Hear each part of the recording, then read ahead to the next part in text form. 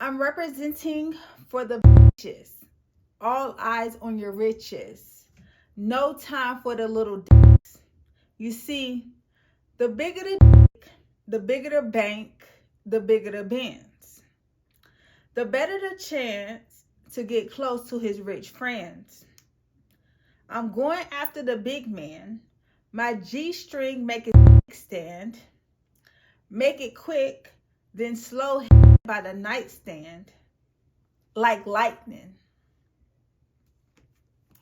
Such profound words. Girl!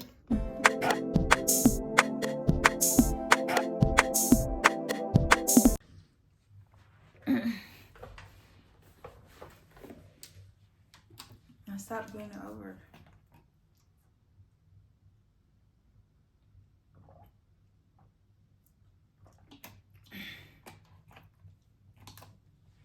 All right, let's see if I can do this in one take, because I don't want to edit nothing. Okay. Welcome back to another episode of Daytime TV, where I'm Day, and I take the time out to try to curate a vibe with y'all. Okay. So this episode is a book talk discussing none other than the baddest, Trina Taylor.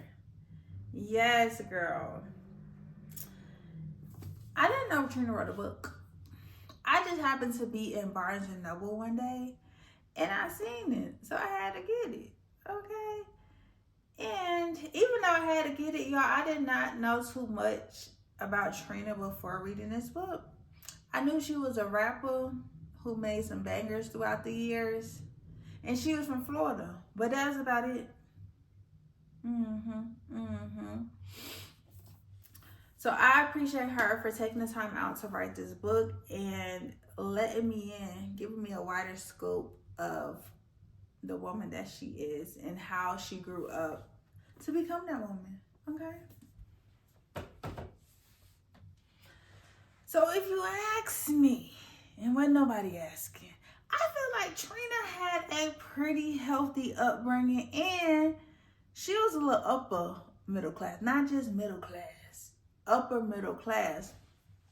So she had a mom and a dad, and both of them were entrepreneurs. Her mom owned a hair salon and her dad owned a convenience store.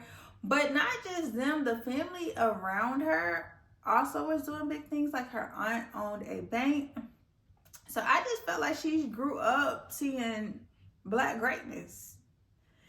And her mom owned investment properties as well. Like, I feel like if you own your house, cool, but you own investment properties as well, it's definitely giving a little upper middle class. Don't y'all think so? So I would say that Trina was the it girl growing up. She didn't really want for nothing, and her hair was always done because her mom owned a hair salon, y'all. If social media was around back then, oh baby, everybody would be on Trina feed. They would. So she had a lot of experiences growing up and just always being on the scene, just knowing that growing up instilled in her was you don't have to seek validation from the world. Like, you really worthy. You really got it in you. So that would be the things that her mom would say to her sister. So I love that for her. Shout out to you, Trina. So even though she was on the scene making moves, she definitely wanted to figure out her life. She had a couple, I would say, kind of like life-changing experiences. Like, one time she was mugged or robbed. One of her boyfriends she was dating was murdered. And it's so crazy because the night she had wanted to go out with him and he was like, nah. And then the next day she just found out that he had been murdered. And I feel like that definitely takes a toll on you, especially being so young and experiencing that loss. But she was still lit. Like, she was in, you know, Uncle Luke. That was kind of like really her real uncle. And she was like in the video one day. She like said her and her friends like snuck to the video shoot and everything. Trina, it's your birthday. So I feel like that was really a vibe, like growing up during that time, like the Freaknik time. That must have really been a vibe, y'all.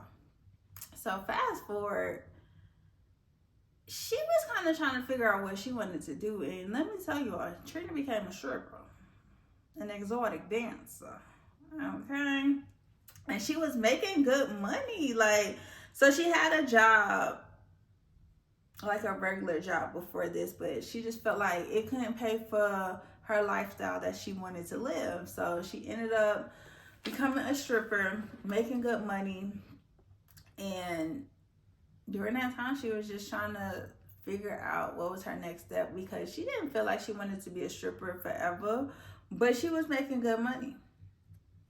So I've heard that before, when you're torn between, oh, okay, I want to work a regular job, but baby, you know that regular job probably ain't gonna pay you what you gonna make it a night, you know what I'm saying, a whole month. So I definitely understand that. And she never really thought about becoming a rapper. At the time when she first did the song with Trick Daddy, you know that song, no, you're not in. Not many places I've been. Who can play the grand announcement? You don't know now, ho. Done been the places I've been. Who can spend the grands that I spend? That song. He had invited her to the studio and was like, yeah, Trina, you know, lay down the track. And she was a real estate agent at the time, so she wasn't really like on that. But she just did it, and it ended up taking off, as y'all see. Okay, and at first she really ain't want people to know it was her, because y'all know the lyrics a little raunchy. Okay, but then everybody was ended up, you know, promoting and giving her the, like, girl, you need to do this. And so that's kind of how her rapping career started. So let's take a bit of a turn. Trina experienced a lot of pain.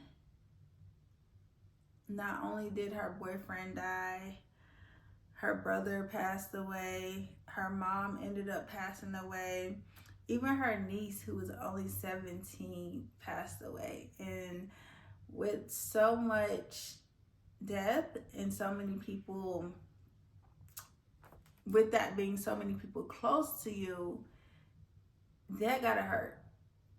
That has to hurt real bad. So let me tell y'all something surprising. When I say I really didn't know too much about Trina, I really mean it, because y'all, I did not know that she was engaged to Lil Wayne. I did not know that. And she was actually pregnant by him at one point, but she had a miscarriage. But I was like, where was I when all this was happening? Because I had no idea that she was married, or whether she was engaged to him. And that was kind of going to be my title for the thumbnail. Like, Trina was engaged to Lil Wayne. But I didn't want to, like, belittle her accomplishment to, like, focusing around a man, if that makes sense. So I ain't go with that. So a similar experience that I've had, because sometimes I try to see myself in the character. It is so crazy, because Trina also moved to Denver, Colorado from a lit city. She moved from Miami to Denver, and I moved from Atlanta to Denver. And it's just, I feel what she was saying. Like, it's just such a different vibe in Denver, Colorado. You get snow, but it's just such a different vibe. Like, I really found, and this is what she was saying as well, like, found a different kind of peace. Like, being away from, if y'all know Atlanta is a very flashy city. Ain't nobody broke. Everybody got money in Atlanta, right? Like, I feel like in Denver, you can really just sit back and just be yourself. So that was a similar experience I felt like I had with her. I just decided if I'm gonna edit this video because I really don't want to, y'all. Okay, so back to the music. The Baddest itch. I found out in her book that was $1 million video, and I went back to go look at this video, and I'm trying to figure out like what y'all spent $1 million on. Like, not in that kind of way, but this was back in the day, so I feel like $1 million went a little longer. But maybe I feel like back then they were using real material in the videos. Like, I feel like nowadays everything's like prop. It's not, a lot of it is not real. So yeah.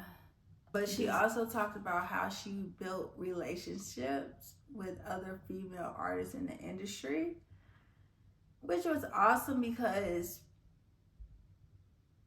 I feel like in the industry and the fans and society, they thrive off of pitting women in the industry against each other. You can see it now. Okay, people thrive off that, but she built some really great relationships, like with Eve, like with Missy Elliott, who actually wrote the foreword for this book. And that was amazing.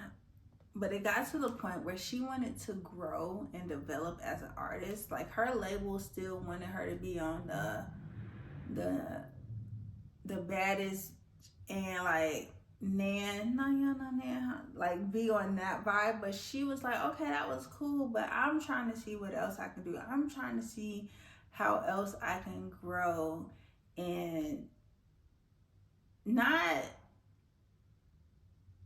necessarily get rid of like the old self, but just sometimes in life you want to recreate yourself, or you want to just see what else you can offer for the people. And that's where she was at. And eventually she went independent and just decided to do her own thing. But I definitely appreciate her for writing this book, and she continues to be a mogul in the industry, I would definitely say, and just doing her own thing. Like, she's also owns real estate. She's not just doing one thing. So shout out to Trina. I appreciate you, girl. Shout out to you in this book. Yeah.